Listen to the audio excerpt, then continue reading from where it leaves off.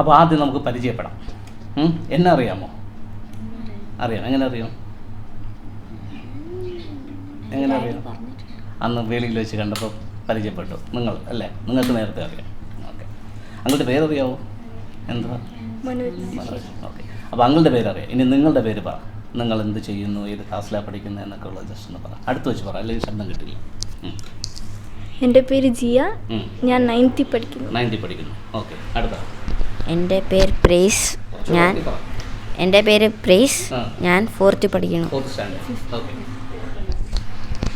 എൻ്റെ പേര്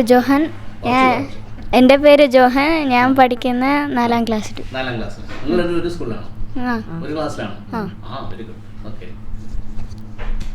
എൻ്റെ പേര് ഗ്രേസ്, ഇപ്പോൾ 10th പഠിക്കുന്നു. 10th പഠിക്കുന്നു. ഓക്കെ. Very good. ഓക്കെ. അപ്പോൾ നിങ്ങൾക്ക് ഇന്ന് ഡിസ്കഷന് വേണ്ടിയിട്ട് ഒരു സബ്ജക്റ്റ് തരാം. അതിന് മുമ്പ് ഒരു ക്വസ്റ്റ്യൻ നിങ്ങളോട് ചോദിക്കട്ടെ. ശരിക്കും നിങ്ങൾ ഏത് റിലീജിയനാണ്? അപ്പോൾ എല്ലാവരും ക്രിസ്ത്യനാണ് എന്ന് ആര് പറഞ്ഞു? പപ്പയും അമ്മയും പറഞ്ഞു. അതുകൊണ്ട് നിങ്ങളും പറയുന്നു.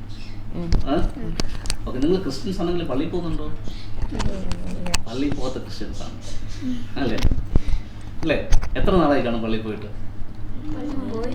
പള്ളി പോയിട്ടേ ഇല്ല. പള്ളിയിൽ പോകാത്ത ക്രിസ്ത്യൻസ് ആണ്. ആൾക്കാർ തന്നെ ഇന്ന് ആൾക്കാരുണ്ടോ എന്ന് ചിന്തിച്ചാലോ? ഓക്കെ. അപ്പോൾ നിങ്ങളടുത്ത് ആദ്യം എനിക്ക് ചോദിക്കാനുള്ള ക്വസ്റ്റ്യൻ ഇതാണ്. നിങ്ങളുടെ ഒരു കൺസെപ്റ്റിനകത്ത് അല്ലെങ്കിൽ നിങ്ങളുടെ ഒരു ചിന്തയ്ക്കകത്ത് ദൈവം എന്ന് പറഞ്ഞാൽ എന്താ? ആരെപ്പോലെ ഇരിക്കും? ദൈവത്തെ കണ്ടാൽ ആരെപ്പോലെ? ആദ്യത്തെ ക്വസ്റ്റ്യൻ ദൈവം എന്ന് പറഞ്ഞാൽ എന്താ? ദൈവം ആരെപ്പോലെ ഇരിക്കും? ഇത് രണ്ടുമാണ് എനിക്ക് അറിയേണ്ടത്. അപ്പോൾ ഓരോരുത്തരും പറഞ്ഞു. ആരെല്ലാം മയക്കിരിക്കുന്നത് പറഞ്ഞോ. ദൈവം സ്പിരിറ്റാ. ദൈവം സ്പിരിറ്റാണ്. നമ്മുടെ ഉള്ളിലുള്ള ഒരു സ്പിരിറ്റാ. ഓക്കെ. അത്രേ അറിയത്തുള്ളൂ. അപ്പോൾ ആരെപ്പോലെ ഇരിക്കും എന്ന് പറഞ്ഞാൽ അറിയത്തില്ല അല്ലേ? സ്പിരിറ്റ് എന്ന് മാത്രമേ അറിയത്തുള്ളൂ. ഓക്കെ. അപ്പോൾ സ്വാഭാവികമായിട്ടും അടുത്ത് ഈ സ്പിരിറ്റ് എന്ന് പറഞ്ഞാൽ എന്താണെന്ന് അറിയാത്ത ആൾക്കാർക്ക് ഒരു സംശയം ഉണ്ടാവും. എന്താ ഈ സ്പിരിറ്റ് എന്ന് പറയുമ്പോൾ ഉദ്ദേശിക്കുന്നത്?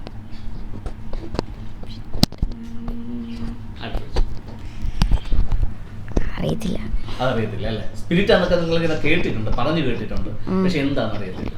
ചേച്ചിയുടെ കൊടുത്തു. ചേച്ചിയുടെ ദൈവിക സങ്കല്പം എന്ന് പറഞ്ഞു. എന്താ ദൈവം എന്ന് പറഞ്ഞാൽ എന്താ? അങ്ങനെ ഒരാളുണ്ടോ? നമ്മുടെ ഉള്ളിലാണോ ദൈവം ഇരിക്കുന്നത്? ആണോ? അങ്ങനെയാണോ? സാധാരണ ക്രിസ്ത്യൻ മതം പറയുന്നത് അങ്ങനെയല്ലല്ലോ. അങ്ങനെയല്ല, പക്ഷെ ഇവിടെ പഠിപ്പിച്ചത് അങ്ങനെയാണ്. ഉള്ളിലാണ് ദൈവം എന്നാണ് നമ്മൾ ഇവിടെ പഠിപ്പിച്ചത്. അപ്പൊ ദൈവത്തിന് പ്രത്യേകിച്ച് രൂപമൊന്നുമില്ല. ഓക്കെ. ഇനി അവരുടെ ചോദിച്ചേ, മോന്റെ കൺസെപ്റ്റിൽ ദൈവം എന്ന് പറഞ്ഞാൽ എന്താ? സ്പിരിറ്റാണ്. ഓക്കെ. അതെവിടെ ഇരിക്കുന്നത്? നമ്മുടെ ഉള്ളിലാണ് ഇരിക്കുന്നത്. ചേച്ചിട്ട് കൊടുത്തത്. ചേച്ചി എന്ന് പറയുന്നത് ദൈവം എന്ന് പറഞ്ഞാൽ എന്താ? ദൈവം എന്ന് പറഞ്ഞാൽ ഫാദർ ഓഫ് മെൻ എന്ന് പറയും. Father of men. ഓക്കെ. പിന്നെ എന്താ പറയാ, നമ്മുടെ ഉള്ളിലുണ്ടെന്ന് ഞാൻ കേട്ട് വെച്ചിട്ട്. ഈ ഫാദർ ഓഫ് മെൻ നമ്മുടെ ഉള്ളിലുണ്ട്, അങ്ങനെയല്ലേ കൺസെപ്റ്റ്? ഇപ്പൊ നിങ്ങൾക്ക് ബയോളജിക്കലി ഒരു പപ്പയില്ലേ? പപ്പയുടെ പേരെന്താ? ലിജോ. അത് നിങ്ങളുടെ ഉള്ളിലാണോ പുറമേയാണോ? പുറമെയാണ്. പക്ഷെ ഇവിടെ അപ്പം പറഞ്ഞ പോലെ ഞാൻ പറഞ്ഞതല്ലേ. അപ്പോൾ നമുക്ക് കുറച്ചുകൂടെ അറിയണ്ടേ അതിൻ്റെ എന്താ അതിനകത്തുള്ള ഈ കാര്യം എന്ന് പറയുന്നത്. ദൈവം സ്പിരിറ്റ് ആണ്, അത് ഫാദർ ഓഫ് മെൻ ആണ്, പക്ഷെ ഉള്ളിലാണ് എന്നൊക്കെ പറയുമ്പോഴത്തേക്ക് കൺഫ്യൂഷൻ ഉണ്ടാവത്തില്ലേ? നമുക്ക് കൺഫ്യൂഷൻ ഉണ്ട്, കേൾക്കുന്നവർക്കും കൺഫ്യൂഷൻ ഇല്ലേ? അപ്പോൾ കുറച്ചുകൂടെ വ്യക്തമാകണ്ടേ? കുറച്ചുകൂടെ വ്യക്തമാക്കാൻ പറ്റുമോ?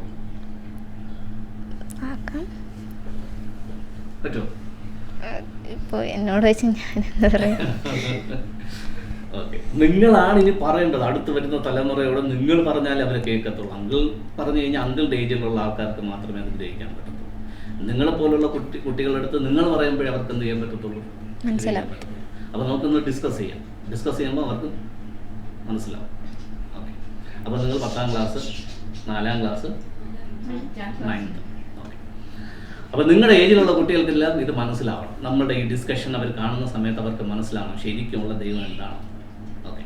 ഈ സാധാരണ രീതിയിൽ ക്രിസ്ത്യാനികളൊക്കെ പിന്നെ ജീസസിനെയാണ് ദൈവമായിട്ട് വെച്ചേക്കുന്നത് അല്ലേ? അങ്ങനെയല്ലേ? നിങ്ങളുടെ കൂടെയുള്ള ക്രിസ്ത്യാനികളൊക്കെ ജീസസിനെയല്ലേ ദൈവമായിട്ട് വെച്ചേക്കുന്നത്? മേരിയും ദൈവമാണ് എന്ന് സെപ്പറേറ്റ് വെച്ചിട്ടുണ്ട്. പക്ഷെ മെയിൻ ഫോക്കസ് ആറ്റാ ജീസസ് ആണ്. പിന്നെ അവർ മേരിയെ പ്രാർത്ഥിക്കുന്നുണ്ട്, ജോസഫിനെ പ്രാർത്ഥിക്കുന്നുണ്ട്, പുണ്യാളന്മാരെ പ്രാർത്ഥിക്കുന്നുണ്ട്, അതൊക്കെ വേറെ കാറ്റഗറി. ഓക്കെ.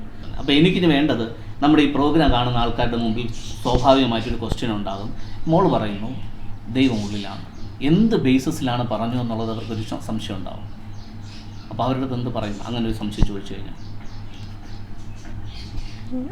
അപ്പം നേരത്തെ പറഞ്ഞ് പുറമേ കണ്ടിട്ടില്ല, അപ്പോൾ അകമയാണെന്ന് പറഞ്ഞു.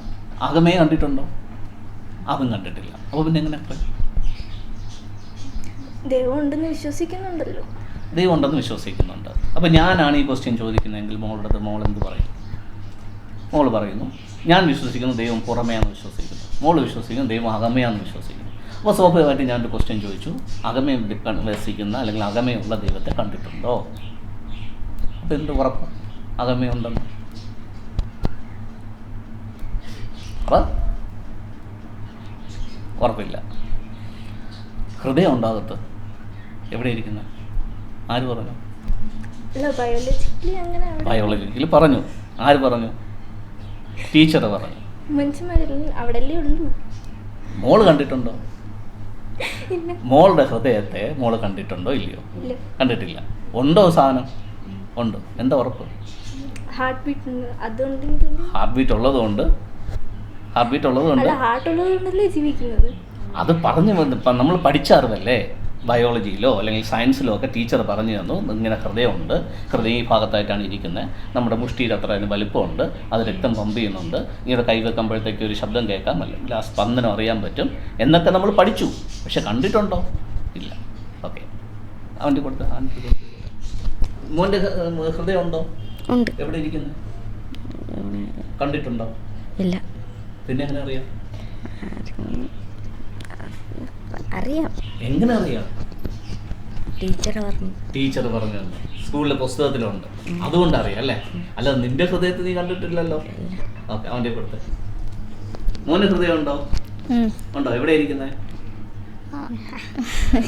എവിടെ ഇരിക്കുന്നത്? നെഞ്ചിലല്ലേ? എങ്ങനെ ഇരിക്കുന്നത്? അതിന്റെ ഷേപ്പ് അറിയാവോ? കളർ അറിയാവോ? ചുവപ്പാണോ? ആര് പറഞ്ഞു? ടീച്ചർ പറഞ്ഞു. കണ്ടിട്ടില്ല, പക്ഷെ ഉണ്ടെന്നറിയാം. അങ്ങനെ ആ മോളുടെ കൊടുത്ത്. മോക്ക് ലങ്സ് ഉണ്ടോ? ലങ്സ് ഉണ്ടോ? ലങ്സ് ഏത് ഭാഗത്തായിരിക്കുന്നത്? ഉള്ളിലാണ് ഇരിക്കുന്നത്. ലങ്സും ഹാർട്ടും തമ്മിൽ എന്തെങ്കിലും ബന്ധമുണ്ടോ? ബന്ധമൊന്നുമില്ല. വേറെ ഓർഗൻസ് ആണ്. ഇത് രണ്ടും നിനക്ക് ഉണ്ടോ? എല്ലാവർക്കും ഉണ്ട്. എന്താ ഉറപ്പുണ്ടെന്ന്? അത് എല്ലാവർക്കും ഉള്ളതല്ലേ. ഉറപ്പുണ്ടെന്ന് ചോദിച്ചാൽ ഞാനെങ്ങനെ പറയാൻ? എല്ലാവർക്കും ഉണ്ടെന്ന് നിനക്ക് എങ്ങനെ അറിയാം?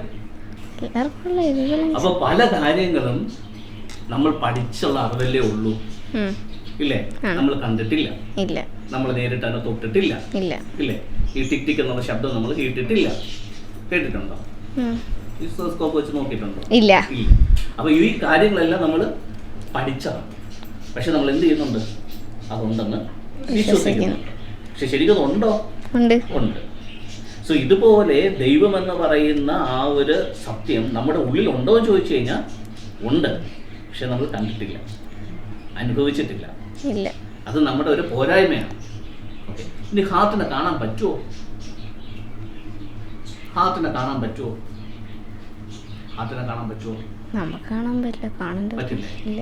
പറ്റില്ലേ? ഒന്ന് സ്കാൻ ചെയ്താലോ? കാണാൻ പറ്റും. അപ്പോൾ ചില ഇൻസ്ട്രുമെന്റ്സിന്റെ സഹായത്തോടു കൂടെ നമ്മുടെ ഹൃദയത്തെ തന്നെ നമുക്ക് എന്ത് ചെയ്യാൻ പറ്റും? കാണാൻ പറ്റും, ഇല്ലേ? പറ്റില്ലേ? അപ്പോൾ സ്കാൻ ചെയ്ത് കഴിഞ്ഞാൽ കാണാൻ പറ്റും.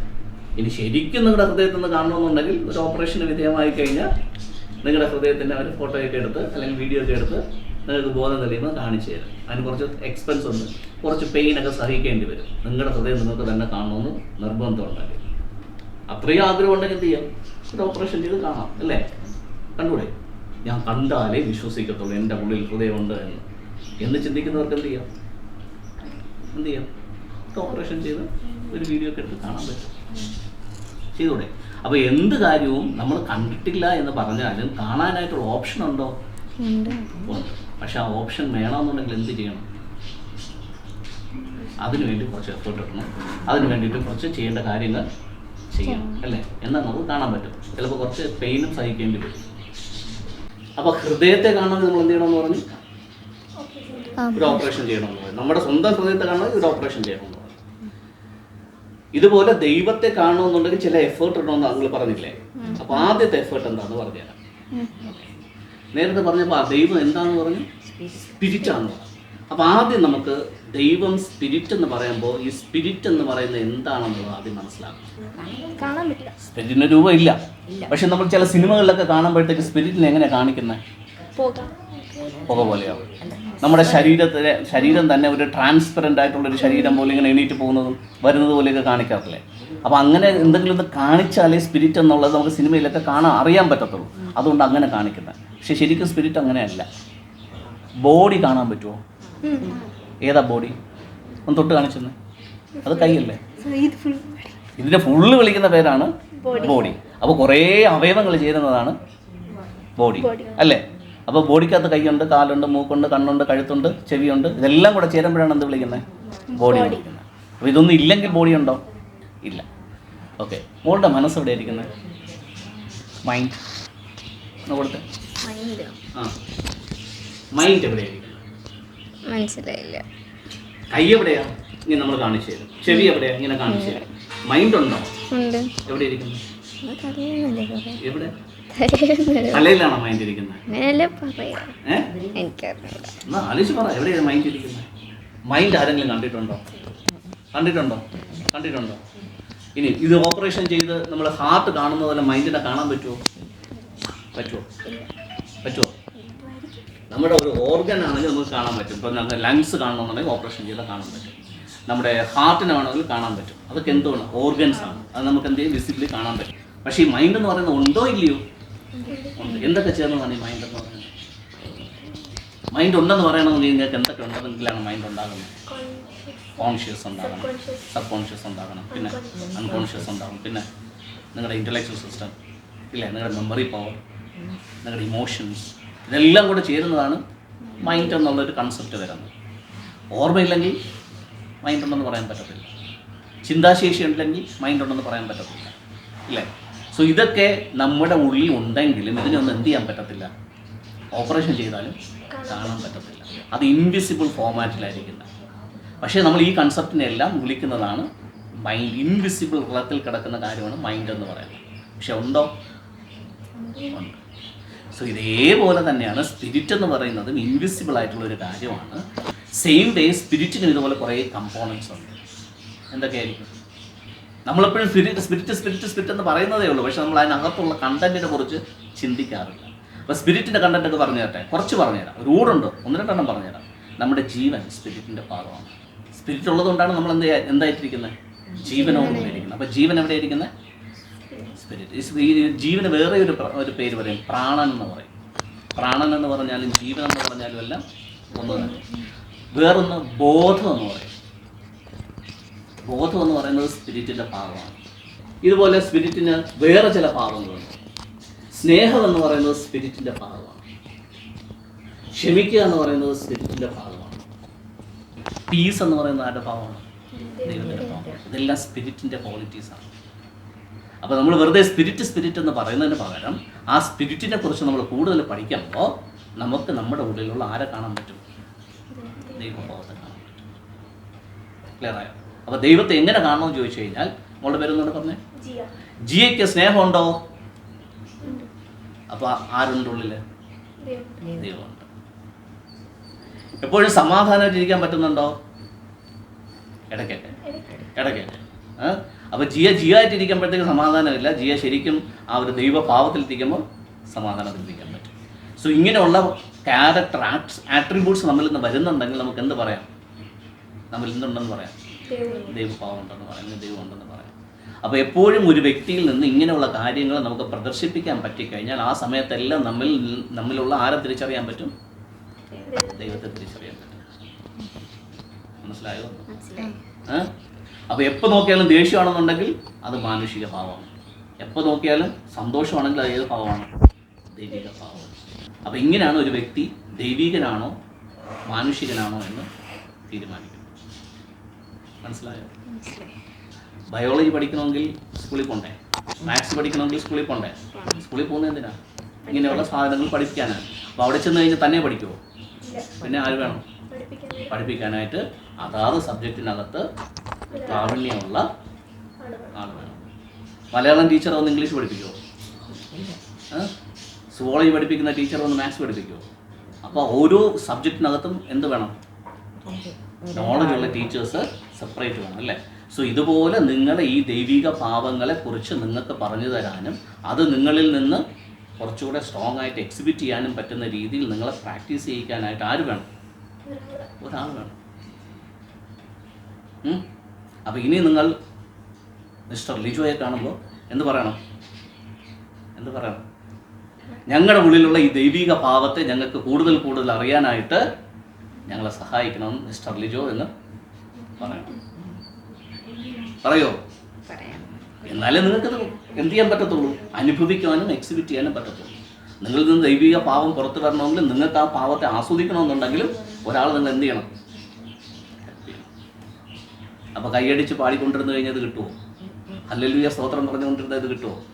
ഈ ഹല്ലേലൂയ സ്തോത്രം പറയുന്നവരായിരിക്കും ഏറ്റവും കൂടുതൽ ദൈവം ഇല്ലാത്തവർ. കാരണം അവർക്കെന്തില്ല? സ്നേഹമില്ല, കരുതലില്ല, ക്ഷമയില്ല, സമാധാനമില്ല. കണ്ടിട്ടില്ലേ? ഹല്ലേലൂയ സ്തോത്രം പറഞ്ഞുകൊണ്ടിരിക്കുന്ന അമ്മച്ചിമാരുടെ അടുത്തൊക്കെ പോയിരുന്നു കഴിഞ്ഞാൽ നിങ്ങൾക്ക് സന്തോഷം കിട്ടുമോ? പിന്നെ എന്ത് കിട്ടും? എങ്ങനെയെങ്കിലും അവിടെ നിന്ന് എസ്കേപ്പ് ആയാൽ മതി എന്ന് തോന്നും അല്ലേ? അങ്ങനെയല്ലേ? അപ്പോൾ ഈ ഹല്ലേലൂയ സ്തോത്രം അല്ല വേണ്ടത്, അല്ലെങ്കിൽ എപ്പോഴും കൈയടിച്ച് പാട്ടും പാടി ഇങ്ങനെ ബഹളം വെക്കുക അല്ല വേണ്ടത്. നമ്മുടെ ഉള്ളിലുള്ള ദൈവഭാവത്തെ നമുക്ക് എന്ത് ചെയ്യാൻ പറ്റണം? എക്സിബിറ്റ് ചെയ്യാൻ പറ്റണം, അത് പുറത്തേക്ക് വിടാൻ പറ്റണം. അപ്പോഴാണ് നിങ്ങൾക്ക് നിങ്ങളുടെ ഉള്ളിലുള്ള ദൈവത്തെ കാണാനും അറിയാനും പറ്റുന്നത്. ദൈവിക മൂലകങ്ങളെ നിങ്ങൾ പ്രദർശിപ്പിക്കുകയാണെങ്കിൽ നിങ്ങൾ ആരാ? ദൈവത്തിന് വിരുദ്ധമായ കാര്യങ്ങളാണ് നിങ്ങൾ പ്രദർശിപ്പിക്കുന്നതെങ്കിൽ നിങ്ങൾ ആരാ? അപ്പോൾ ദൈവവും സാത്താൻ ആര് തന്നെയാണ്?